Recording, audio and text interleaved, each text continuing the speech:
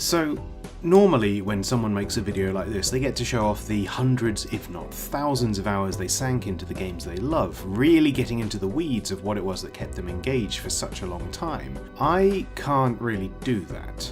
Not because I haven't sunk hundreds of hours into that many games, just look at this channel, but due to the nature of how I play games, it's really hard to collate that information into one handy space. My tastes are broad, my time playing things is constructive and utilitarian, my games are spread across multiple consoles alongside PC, sometimes even the same games on different formats, and as a result my most played games on Steam might seem pathetically meagre compared to the other capital G gamers who've done videos like this. But these games are worthy of discussion in one way or another. They remain top of my list for a reason, and as such, in this video, I want to explain what they mean to me.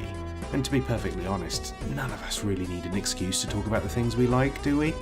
This title is just a pretense. So, without further ado, let's get stuck in.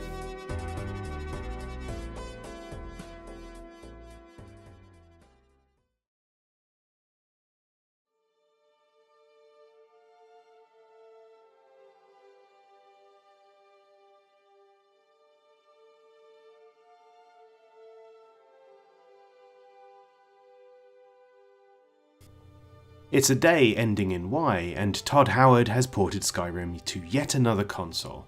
We joke, of course, but we also know why. Swiftly becoming the doom of its generation, this ubiquitous RPG has had a huge impact on the gaming landscape, arguably even more than its equally lauded brethren Oblivion and Morrowind. An expansive, complex and almost infinitely explorable game world, a sprawling hierarchy of quests that have you participating in civil wars, uncovering arcane weapons and shouting at dragons until they die, a deeply customizable toolset of actions and abilities that really do allow you to play your own way. While it seems to have fallen out of favour with a score of discerning critics, I still bloody love this game. I remember the shock of discovering Blackreach for the first time. I remember the joy of finding out that I could build my own house. I remember firmly that one side quest where you get absolutely rat-assed and have to live through your own version of The Hangover. I remember the Stormcloaks and the Jarls and that one dragon voiced by Mario. What it is about Skyrim that makes it such a special experience for me is that its ambitions as an immersive simulated world didn't stop its developers from filling that world with bespoke narrative beats and personal touches. Emergent experiences still remain, but they go hand in hand with that particular heartbeat that is the reason we play these things in the first place. Returning to the game for the umpteenth time, I was taken aback by how fresh it still feels, not in spite of that familiarity, but because of it. I've played the opening hours of Skyrim too many times to count, and outside of that famously agonising opening section, I find such an evocative and breathtaking world to explore. Not so big as to be tedious, packed with places of interest but with plenty of breathing room between, playing Skyrim even today is informed not by basic inclinations of good and bad, but rather what the whole experience means to me. Combat, exploration, that beautifully elegiac soundtrack from Jeremy Soule, those stunningly evocative skyboxes, and a general 7th gen fuzziness that remains even in the updated editions. I still think this is one of the greatest feats of modern gaming, even if bigger, more ambitious, more tightly honed works are now available. There's a reason I keep going back to this, where I've only played through The Witcher 3 once. There's a reason the musical leitmotif renders something warm and inviting in my heart. It's not that Skyrim is a good game, but rather it's kind of the perfect game. Medicine for the soul, a salve for the dread and anxieties of the modern world. I don't even really need The Elder Scrolls 6. Why would I, when I can come back here anytime I want?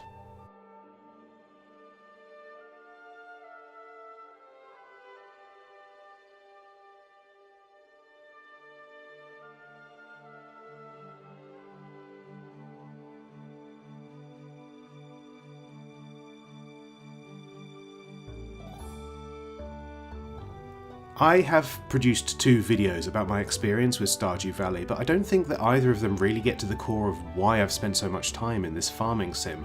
What I found interesting over the years is that so many folk I talk to find this game quite stressful. It's a lot of work for sure, managing your crops, filling requests, diving into the mines to grab increasing volumes of materials to build and expand your operations. There's the constraints of the time limit, the energy meter, the amount of forward planning you need to get the most out of each season's harvest. I'll agree that there is a version of Stardew Valley that's a min-max nightmare, but that's not the game I played. I always kept my fields humble. I kept my goals light and airy. For the longest time I just didn't engage with the fishing minigame because it pissed me off. The time I put into Stardew Valley was time spent without worry, because alongside all the things available to you, there are an equal amount of things you don't have to do if you don't want to. The days pass regardless. Your own real-world hours are the only resource you have to worry about spending. This is not a real farm, and you aren't punished for not meeting targets. The stakes here are so low that it's hard for me to see what others mean when they talk about their own frantic, hair-pulling experiences. None of this is to say what it is about Stardew Valley that makes it more special than any of its ilk. I don't even necessarily think it is special. As a response to Harvest Moon, it does feel busier and less diegetic. The rules of the game on paper are a litany of Skinner boxes. Grow this, craft this, find this, hunt this, put item A in box B, get that familiar ding of success, find within yourself a Pavlovian response to busy work. This is to say nothing of the kindness coins mechanics surrounding how you woo potential partners in the game. However, in execution, what developer Concerned Ape has achieved is a wonderfully compelling, player-driven experience, all backed up by the bespoke nature of the thing. That light touch on the pixel art, the soundtrack, the way the layout of the town becomes burned into the back of your mind the more you play, the little peaceful loops of dotting about, water your plants, collect seeds and shells, uncover artifacts for the museum. The limitations of time and energy not as deadly countdowns to a fail state, but as a reminder that your time is limited, your body is sacred, and that what you do with these things is your choice and yours alone. There's no individual measure of success for the game beyond how well your farm fares. Each milestone is presented to you plainly, but is by design optional. You can reach the end of the 3 years having done everything, or having done nothing. I think that's what makes Stardew Valley special. It's a game about figuring out how to live well.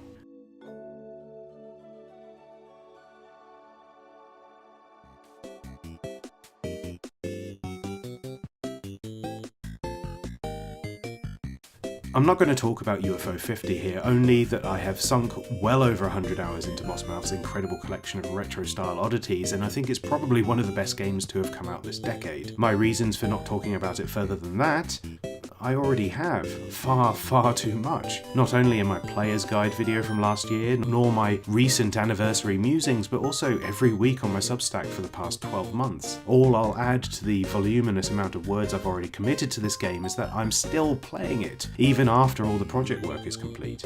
It sits neatly in my rotation of "Oh, go on then" games, alongside Spelunky 2, Dicey Dungeons, and Slay the Spire. It finds a way to compel me to return again and again. That tripartite milestone system, where there are separate conditions for obtaining the house gifts, gold and cherry cartridges for each game, means that there are many ways to gauge your prowess with these titles. But even without that, what Mossmouth have achieved is a very convincing compendium of historical artifacts from another timeline, games that are, beyond anything else, a lot of fun to play. It is a truly brilliant thing.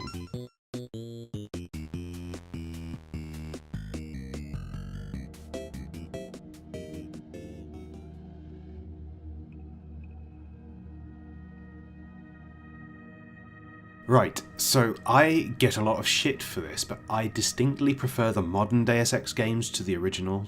It helps that I played them first, but regardless of that, there's something about the tone and aesthetic of them that speaks to me more than the expansive, granular nature of that original genre-defining entry. Granted, I've not spent as much time with Ironstorm's magnum opus as I probably should, and I do recognise its strengths and where those strengths are absent from later entries in the series, but I would also posit that there is something missing from that first game that I find wholeheartedly in those later entries. A few years ago I produced a video essay about what I consider to be Deus Ex Human Revolution's most impactful moment, saving Farida Malik. This was a sequence that I had burned into the back of my mind for years prior to putting pen to paper, something I felt was really critical to my enjoyment of that game as a whole. Not just that such an impactful moment was left essentially to my own devices and my own ability to play the game well, but that it also enshrined a good dozen hours of established stakes and emotional resonance leading up to it. To me, it is a perfect moment of ludonarrative harmony, and I think my most cherished gaming memory. Human Revolution is, above anything else, a surprisingly emotionally charged game. As much as it stands as a cool cyberpunk action thriller, all augmentations, gunfights with terrorists, and dark secrets around every corner, it's all built around this grounded sense of space and of the lives impacted by the decisions made by those in power. For every bit of unhinged sci-fi nonsense, there's also a conversation that holds true to the reality we are living through in the present. It doesn't always hit its mark. Certainly there are aspects of it that feel a little bit ropey. The villains can seem a little one-dimensional at times, and I can't talk about the game without mentioning that one incredibly racist caricature that somehow no one thought to question during development. But within that, there are also so many quieter moments that I found as striking as the game's big beats. Human Revolution is packed with moments of poignancy and high-octane thrills in equal measure. That central narrative of a man removed from his own bodily autonomy and thrust into a violent conspiracy hits at the heart of good science fiction, and the world all of this chaos inhabits is so beautifully realised. The streets of Detroit have never looked more apocalyptic. As such, Human Revolution is a game that I have returned to time and time again, having built up an almost intimate knowledge of its topography, its side quests, hidden stashes, and dialogue pathways. It might no longer surprise me, and it might not be the paradigm-shifting monolith that its forefather is, but for me, it's the ultimate comfort game. And as much as I also really enjoyed its impressive follow-up, Mankind Divided, this is the one for me.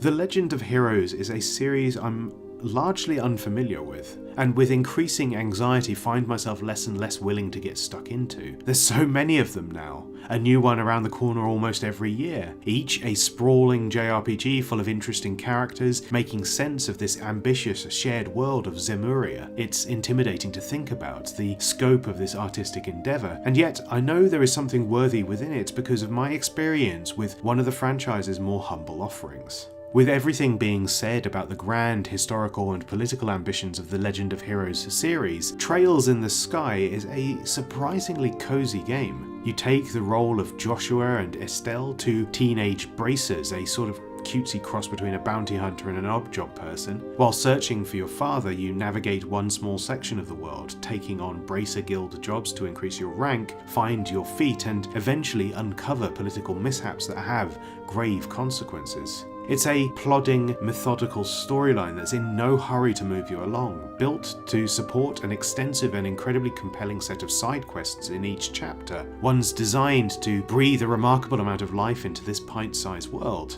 In pursuit of your own goals, you end up helping folk with a variety of conundrums ranging from hunting wild beasts to painting a schoolhouse. It's almost a bit like the Yakuza sub-stories before that was ever a thing, and it's a format that has a hugely impactful effect on my enjoyment of games like these. The relatively low stakes and community spirit of the early chapters of the game made this an RPG experience that was really unlike anything I'd played before. Side quests that felt meaningful to the people involved, and a narrative through line that managed to remain centered on the two leads no matter how high the stakes eventually got. Part of the appeal of all of this is the game's wonderful art style. Lo-fi, isometric dioramas and character models that leave a lot of blanks for the player to fill in. It's one of the reasons I'm less enthusiastic about engaging with the recently released and admittedly quite well received remake, as well as those later entries in the franchise that have opted for fully 3D environments and a more conventional art style. It's not a bad thing, those games still look nice, but for my tastes, this is better.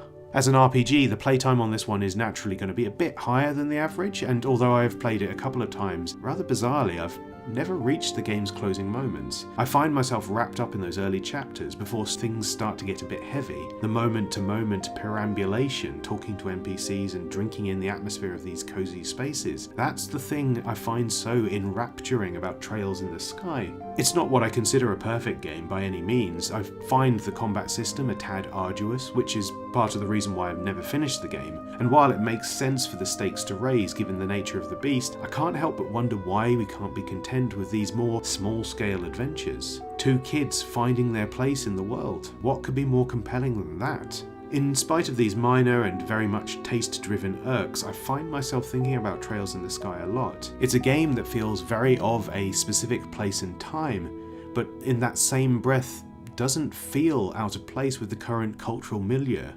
We needn't abandon the artistic techniques of the past, especially when they form experiences as good as this.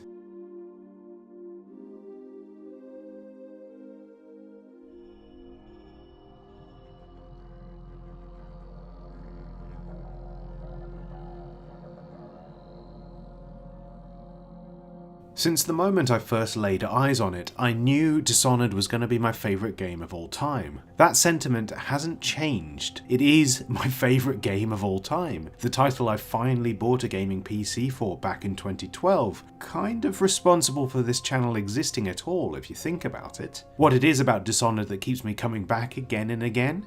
It's an immersive sim, I like those. It's got gorgeous art style and a brilliantly inventive world, I like that too. Its core narrative loop is a mix of conspiracy and revenge that does not go in the direction you expect. There's an inkling of cosmic horror buried deep within it that doesn't get in the way of the human story at its heart, but instead supports it. It's just a very pleasing game to engage with, leaping from rooftop to rooftop, hiding in the dark, figuring out devious and diabolical ways to exact ironic punishment on those who have wronged you. Levels are sprawling and diverse, each containing a litany of moving parts that mean that there's always another way to approach them and a reason to keep coming back. Alongside this, the general toolkit the game offers you, a range of supernatural powers and exciting gadgets, builds within the game this incredible number of emergent experiences in the moment-to-moment. The core blink ability is one of the best feeling mechanics in any game I've ever played. It's so intuitive and allows for some incredible feats of deftness, even if, like me, you do not possess any tangible quality of hand-eye coordination. And for the skilled assassin among us, the combining of these tools and abilities leads to some frankly absurd ways to tackle the game's challenges. If you've seen any of Stealth Gamer BR's compilation videos, you'll know exactly what I mean. One of the game's real strengths, however, is how surprisingly diverse its mission design is. Sometimes you're seeking out the man in the high tower, other times you're trapped, stripped of your tools, and have to figure out a way to escape those who possess the same supernatural abilities as you. Lady Boyle's Last Party is perhaps the finest piece of game design of them all, a precursor to the modern Hitman game's social stealth mechanic that has you playing Guess Who amidst a lavish masquerade ball.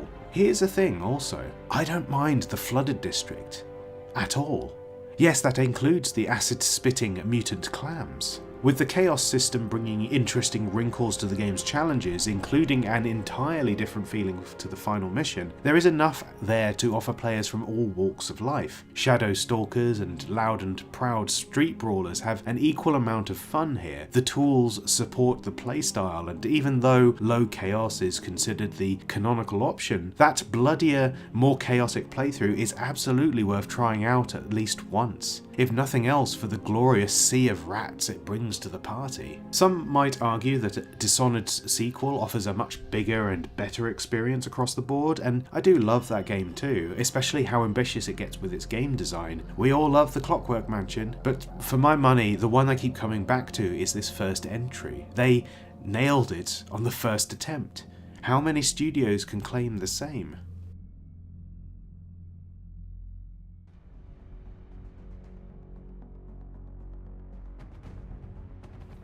The Firaxis revival of the XCOM franchise has been something of a pivotal moment in contemporary gaming history. Akin to the impact Call of Duty had on the first-person shooter, it set the standard for how tactical cover-based games are built, and honestly I can't fault everyone else for falling in line because it's a really bloody great setup.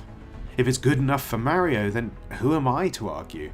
Enemy Unknown, the first entry in this rebooted version of the alien hunting tactical RPG, is something I've returned to multiple times over the years, in part due to how well paced and manageable it is. By keeping it clean, focused, and by having a campaign that can be settled in a dozen hours or so, there is a fundamental challenge to highlight the aspects of the game that really makes it tick in such a short space of time, something that I think it achieves in droves. Enemy Unknown is a game of ant farms and toy soldiers, two distinct gameplay modes that interlace in ways that are immediately satisfying. In one strategic layer, you plan and build your operations in this incredibly cute cross-section of your base, searching for UFOs, researching alien tech, and kitting out your guys to face whatever awaits them on the field. That field, a brilliantly kinetic combination of fog of war, cover shooter, and squad-based tactical RPG, is devilishly Moorish, but rather cruelly also defined by its constraints.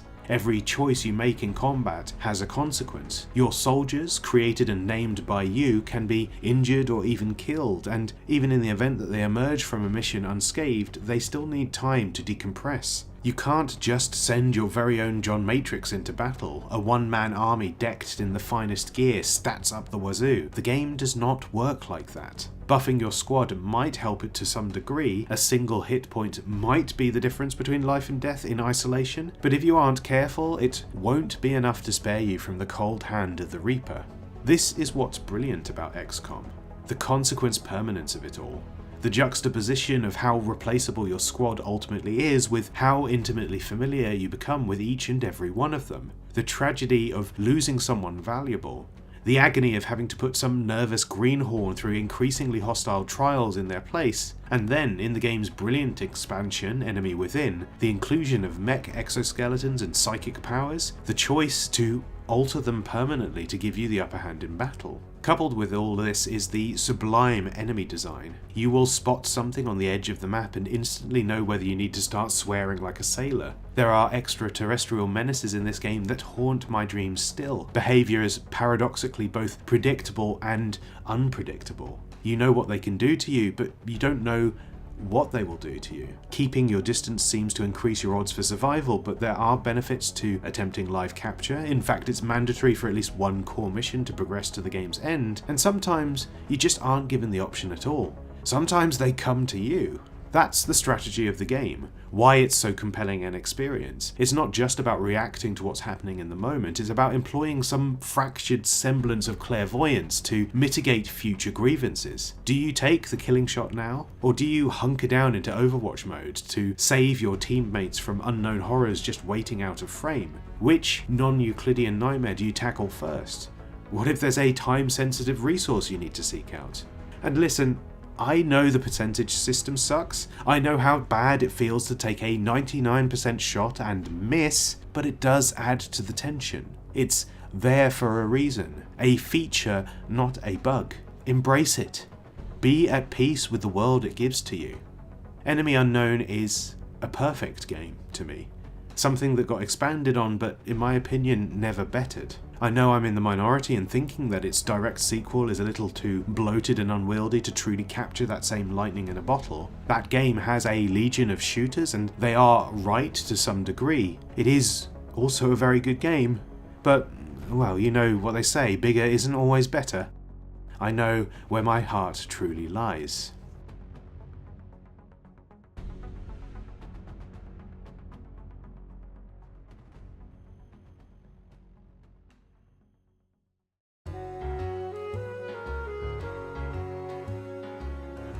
If you've reached the end of this video, thank you for indulging me on this. I appreciate that a lot of the titles on this list are relative crowd pleasers and also not an accurate portrayal of my actual most played games, which for the curious among you are likely to include World of Warcraft and the Nintendo DS version of Disgaea Hour of Darkness. I had a lot of free time while I was at university. Time spent is an odd way of judging the character of a thing, and I think there's an interesting secondary factor that you can't see in the games featured in this video: how many times I returned to them. Each of the titles featured are games that I have replayed multiple times, sometimes on multiple platforms. This is not something I do very often, as I am interested in experiencing as much of this creative space as my free time allows for, so please take these ludic outliers as a golden seal of approval, and this video as a celebration of the emotional resonance these works can have with a player.